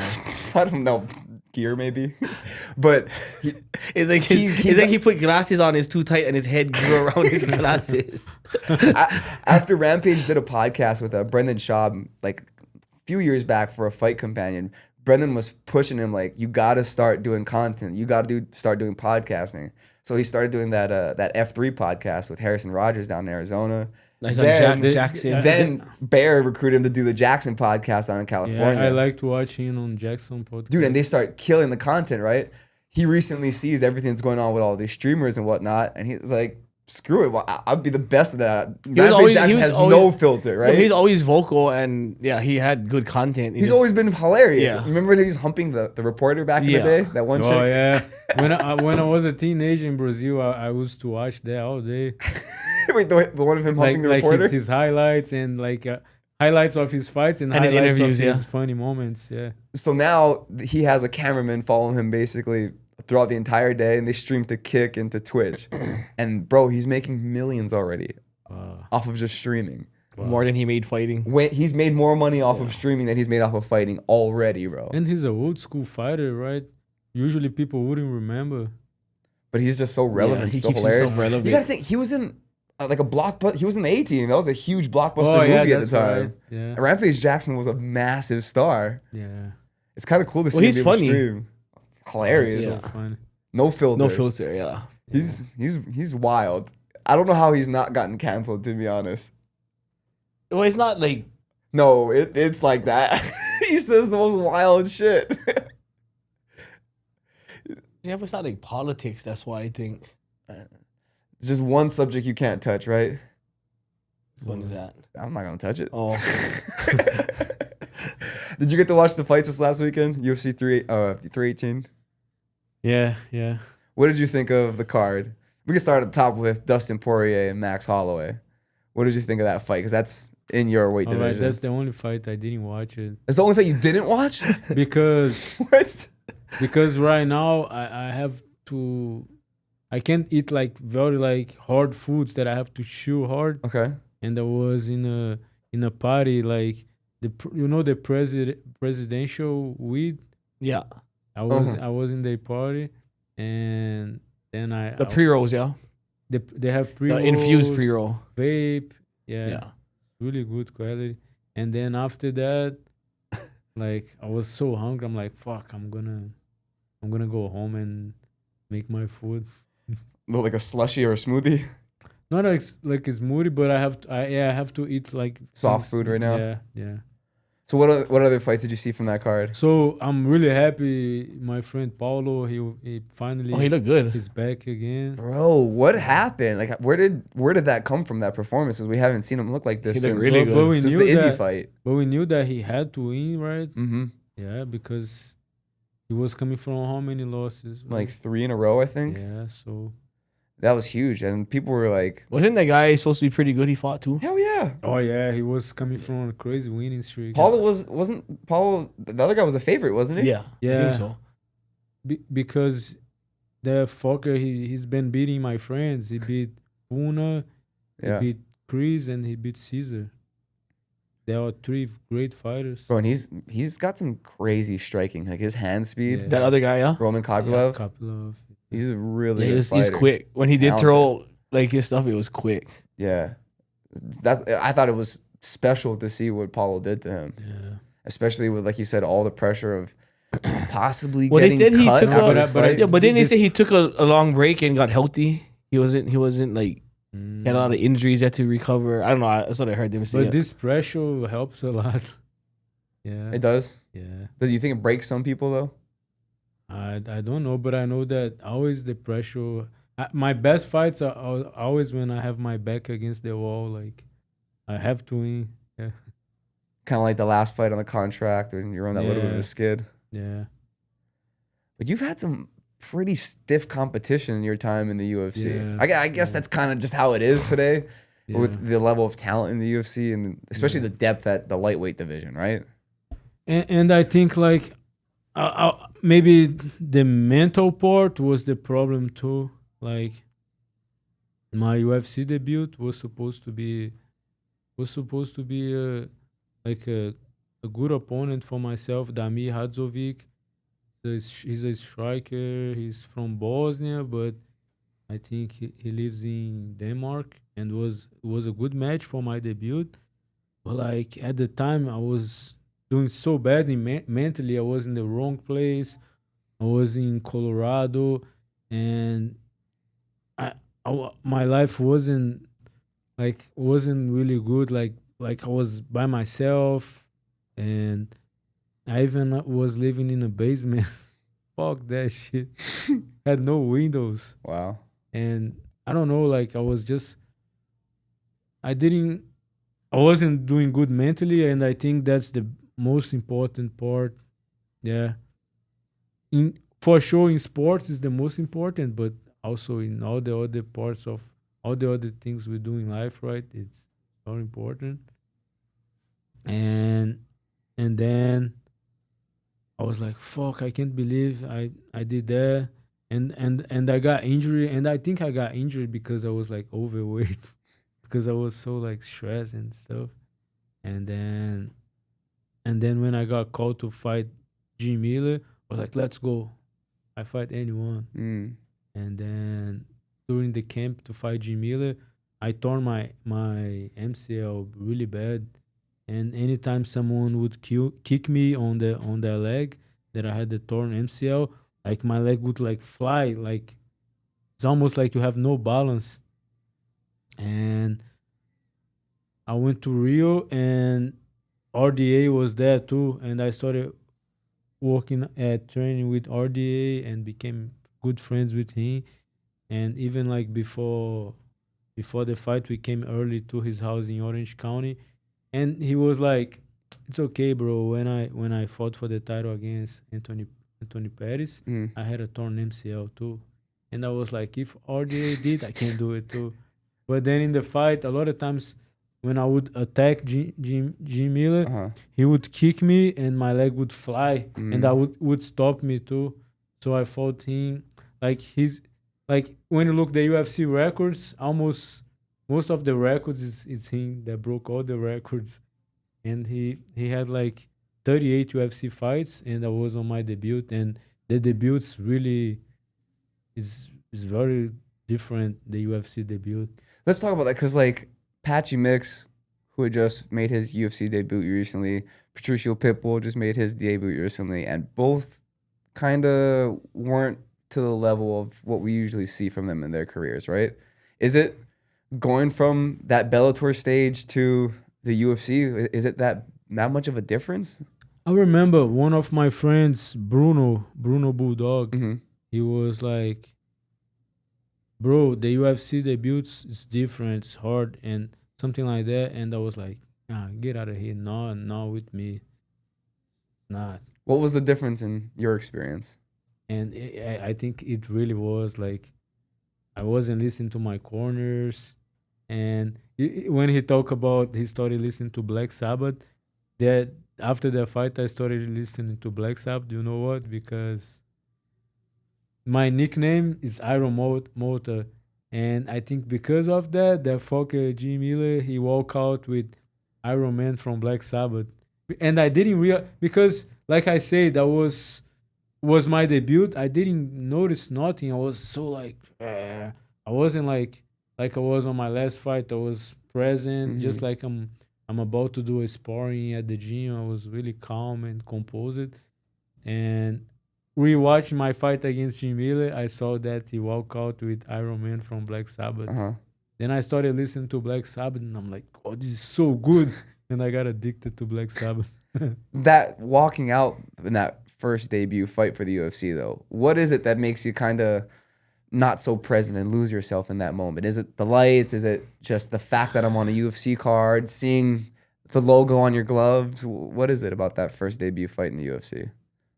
Oh yeah, I remember. Like I remember because it was my UFC debut and was already in the main card, and I remember I was at the locker room and they started playing that main card song, and I was like, "Fuck!" I was feeling like so grateful that like almost like finally I'm here after all those years because it took so many years and so much sacrifice. It was really took so long to be here, and I kind of like had some tears, like almost like getting emotional or something. And that's already something that can be bad sometimes, right? Mm-hmm. Can be like you are veteran, you know, like you can't be emotional when you on the when you're in the battle, right? Mm-hmm. No, 100%. Like Yeah, it kind of takes you out of that zone that you're in while like you're training, right? When you're locked in, you're in yeah, that zone where everything's locked in. I'm just on right now. yeah, But yeah. Do you think that's something that Patchy and Pitbull, Patricio Pitbull might have experienced going into those initial fights, like you said, yeah, especially after that long road of doing everything they did with Bellator? yeah. Because just like the Aussie guy that I was talking about, so after the no contest was the last fight on my contract, so probably I was gonna get cut. Then I had made all the plans. I was like, that was in September, I think, and I was like, okay, I haven't been home for a long time, so I'm gonna fight and I'm gonna go. I miss my family. I'm gonna go see my family and stuff. I had all planned, but then when the no contest happened, I'm like, fuck. Then I'm like, my contract's over, and my manager say, yeah, probably they're gonna cut you. Maybe you're gonna have to do fights outside and try to get back to the UFC. And I was like, no, if they cut me, I don't wanna go back. I go to PFL because my coach is the guy that that founded PFL, Ray Seffel. Mm-hmm. And I was like, no, if they cut me, I don't want to go back. Let's start a next chapter. And I was like, I'm not gonna give up, and I'm not gonna go nowhere. I'm not gonna go home see my family till I f- till I figure out those things. Either I'm gonna I'm gonna just because I just had done like a long diet, a lot of fucking Mm-hmm. diet, and usually you want to go and eat everything you haven't been ate, but I was like, no, I have to go back to the diet, and I didn't eat nothing crazy, and I made a plan. Okay, so I'm gonna fight like fight in a different promotion and get a win, and then I can sign with another promotion. I can sign with PFL. Then I can go home after I set up those things. Then my manager called me that he got me this second chance that was fighting this kid. He was undefeated. He was undefeated and he was like 6'3", Aussie kid, undefeated, and I look his fight on Contender. Like his fight on Contender looks near perfect. Like he didn't got hit once and he won by like a brutal knockout. And like he was like the UFC like thought like he was gonna be like a big thing. And they love to invest on people from Australia, right? Mm-hmm. And and I took the fight. I had 5 weeks, and because I just had fought like I talked with my dietitian from the PI Glenn, and I had a good weight cut, and I beat him. I think it was 65 seconds knockout. Then yeah, then I was like, fuck yeah. And moments like that, moments like a few weeks ago in Azerbaijan, you think that's kind of cemented you in the UFC, where you've kind of got a little more leeway now? Yeah, yeah. Because we have to show them. Yeah, we have to always prove. Yeah, just like a fight winning streak. That's what shows that you're really a real deal, right? You're not just. That's why it's important to have winning streaks, right? But more important than anything is performance, right? That's what they want, and I was having a good time, and I worked so hard for that, and I made like everything. I almost like gave everything that, like I think my whole career I built myself to be everything that UFC wants. Yeah, yeah. The way I fight, the everything. Yeah. And you take short notice fights too. You are like the company dream, right? Yeah. But I feel that in America it's hard for me to be ready to take short notice because I get a little bit overweight sometimes. So that's the reason why I I've been liking to stay in Thailand because I don't know to explain why, but over there like I'm always in shape. So if I'm always in shape, I can fight more often and take short notice and stuff like that. So that's why I made the decision to go back there because every time I'm there, like I'm always in shape in fight shape. So and I'm like if I stay there because that's what happened. I did 5 weeks and I did great. I was like, if in 5 weeks I did that, like 4 weeks to be honest, because the last week was in China. Mm-hmm. So I thought like if in 4 weeks I made so much improvements, imagine what I can do with a full camp. There was like this last time that I was there for 3 months, and look what happened. Mm-hmm. 2 bonuses. So that's why I want to try to live there for a little bit because then I can be always in shape. Yeah. It's a perfect plan. Yeah. So do you think you'll have the opportunity to get in there before the end of the year? I don't know. I have to see how it's gonna be the recovery and everything. Yeah. Do you have Because the doctor told me that to fully heal like the jawbone, I don't know if he say that takes 5 or 6 months, something like that. Oh. But RDA told me that it becomes stronger because The calcium buildup. because because when that happened, I was talking with RDA and he sent me a photo of his face X-ray and it was full of plates. Yeah. He also said you could fight well without an MCL, so that didn't work too well. and when I talked with Eddie Alvarez too, he was like, "Oh, you broke it the same place that I broke mine." And a lot of people did broke like in different parts. Like some people they don't break only in one part like I did. They break in like multiple parts, right? Mm-hmm. Yeah. You think we could ever see a day where you start streaming? Streaming what? Like Like how these kids do on or not TikTok, but like Switch or so what is it called? I have a friend, Vince Pichel. he just retired from UFC lightweight too, and if you see him, you never think that he's good at computers, but he's really good at that, and he streams, and he helped me to get a Twitch account, and I did stream a little bit sometimes. I can do it, but most of the games I don't like most of the games. Like when I was a kid, teenager, I could play games the whole day. Nowadays, I play a little bit and I get tired. The only thing that is cool for me is to be like talking with the guys on the mic, and it's almost the same as if you're hanging out with your boys anywhere. Yeah, no, that's how I want to see you stream. I want to see you stream like how Rampage Jackson streams, like out in the wild, in the public, just. Oh, that's what you mean? Yeah. Oh, that's fun, right? Yeah, that's what I'm saying. I would love to see you doing that. But who records that? We just gotta have a Yeah. camera guy. Camera guy? Oh, that's a good idea. I'm gonna do that. Or just wear one of those things that just you have the pole coming out, filming yourself the whole time.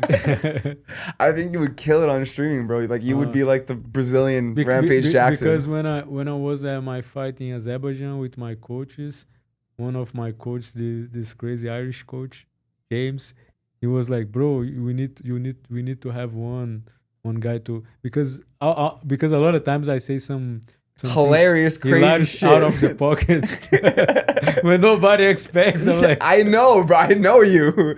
So I'm saying you're hilarious. Like you would be perfect for that stuff. Like, or even if you just had a channel, like a YouTube channel, like how Mighty Mouse. and if I keep doing, I'm gonna get more like natural and feel like the camera isn't even there, right? Yes, 100%. And the money's gonna come with it from not just the streaming, but you're gonna see it in your negotiations with the UFC as well. Oh, that's a good idea. 100%. You'd kill it on that, bro. All right, I'm gonna be- invest. That's why they all I'm gonna do use it. that money from the bonus to invest. That's in that. actually a great idea. That's why, I mean, look at Volkanovski, Israel Where he would Adesanya. tell his manager, if they don't want to re-sign, fuck it. Or, I got streaming money now. Max Holloway, like they all have prominent YouTube channels where a lot of guys like Mighty Mouse, he's making He's doing really times good. more on his YouTube than he ever made in his fighting career. Oh, so I'm gonna do that. And you're again a great personality. Just Maybe I just gotta pay someone to set up my YouTube channel and stuff. you'll need somebody to that's shoot a and good edit idea. everything and post it and cut up the clips for your socials and Oh, whatnot. that's a But good idea. you would kill it at it, bro. Yeah. Before we get out of here, anything else you want to plug? Anything else you got coming up? No, really. I'm just waiting for you to make new questions. Then we. You want to keep going? We can keep going. Yeah, let's keep. I gotta pee. Okay, go on. That's why I was all squirmy. You never noticed. I was fucking out of pee. I gotta piss. Do you think Max Holloway has a chance to beat Ilia Topuria at lightweight? Max Holloway. Yeah, he does because if he can manage the distance, right? But it's really hard. Fuck. What do you see in Ilia Topuria that's given him the ability to go on this special run where he's gone out? And, It's just like everything he does is perfect. Looks perfect. Like his the way he likes his stance, like everything he throws, like everything looks perfect. yeah. And I Nothing's think off balance or nothing's off Yeah. balance. Yeah, I think that's what make the difference. And I just remember that I have to go. I was gonna say you do have your training. That's why, right? I scheduled to I have to wash my car, and I have training too. Yeah, I got you. Before we get out of here, where can everybody follow you, find you? Follow me on Instagram, Nikolas Motta, and with Nikolas Nikolas and Motta with 2 T's, and yeah. Look, if he's good enough for a Joe Rogan to follow, I put so much crazy stuff all the time, and it's like, you know what is funny? Sometimes, a lot of times, some girls put me on their close friends, and I go like, oh cool, she put me on the close friends, so I'm gonna put you on my close friends too. Then after I'm like, fuck, I put so much crazy shit, and I have. they're gonna see all your like patriotic and gun stuff. So much all your retard- WNBA posts. of Angela Reese missing layups. I'm like, fuck. You're not Now it's too late. you're not liberal enough for these women, And I'm brother. thinking, she choose that. You're too You conservative. choose that. You're too conservative. Before what do Fuck, you?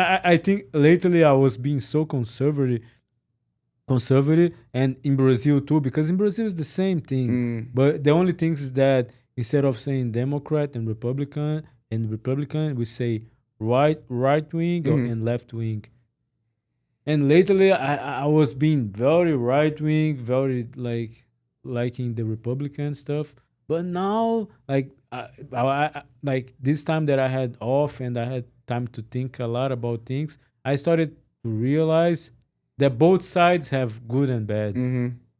Yeah. So It almost seems just that like maybe over the past 8-10 years or so here in America at least, that things have been leaning so far left that oh yeah. you know what I mean? Like it's like even if you were in the middle, you had to be like so far leaning left. Like you couldn't say anything what I would perceive in the middle. Like you would be considered MAGA or right wing, right? Because it's just like I see that nowadays there's a lot of this meme and joke that we like, oh, if the girl is like this and she's a racist, almost like you're gonna like her, and almost like it's almost like it's a new joke that says almost like I like to be racist, but then I was thinking about that today. It's because the woke movement, they made so like sensitive, like anything's racist. Like then that's why people make that joke, right? But now it's starting to become a little too much too, because it's starting like almost they trying to make like this is something good, but like I think the racism is funny when it's not happening to us, right? When it's Yeah. it's only funny when it's outrageous, right? When it's for like the shock comedy, Oh, right? yeah. But when it's like a real feeling or a real sentiment that you have about Yeah. something, like you're actually racist, it's not funny anymore. Yeah. Kind of like, I mean, I see just the things that go on with like the Jewish people, for example. We had Jonathan Johnson. Yeah, that's right. That's so complex, those things. Politics and those talks. And this reminded me something funny. Like one of my friends, he's like one of the biggest legends in UFC. I'm not gonna say his name, and he's a Latino. And in the group chat, I was like, because I was having a beach day, and I was like talking about how bad it is racism sometimes. and he was like, and I was like, you don't think that? And he's like, and he said something like, my dick isn't black. What? I don't get it. Yeah, but I think he was being racist too. And then today I saw a video, like it's this guy, he's making a hypothesis. Then he's like, why different people have different size of cocks?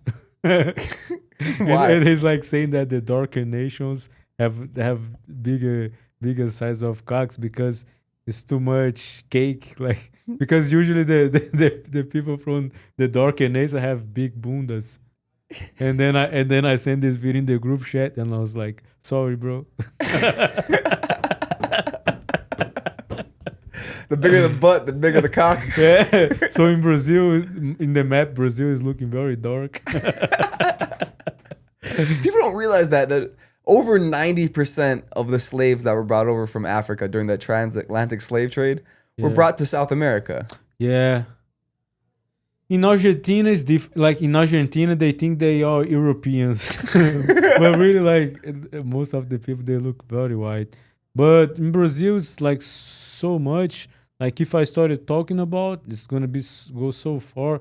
Before the Portuguese have Dutch people, like it has so many Like different. the history of colonization there. Oh, there is a lot, and after colonization, also people immigrate, and yeah, Brazil. No, it's so much to talk about there. Let's Fuck. get you out of here. Nikolas Motta again. Maybe I come back again. Yeah, we'll do another one soon. Okay, We'll do another one. But I appreciate you coming down. Congratulations on the Yeah. fight. The first ever to have a double performance bonus. Like that's again crazy, brother. Congratulations. Follow Still Friends Show on Well, Instagram. I wanted to talk so much about Brazil history, but now We'll do it again soon. We'll do it within the next couple of weeks. We got a few other Alright. podcasts that we got scheduled, but we'll get you in here soon. okay, all right. Awesome. We'll see you guys next time. Still Friends Show. See you guys.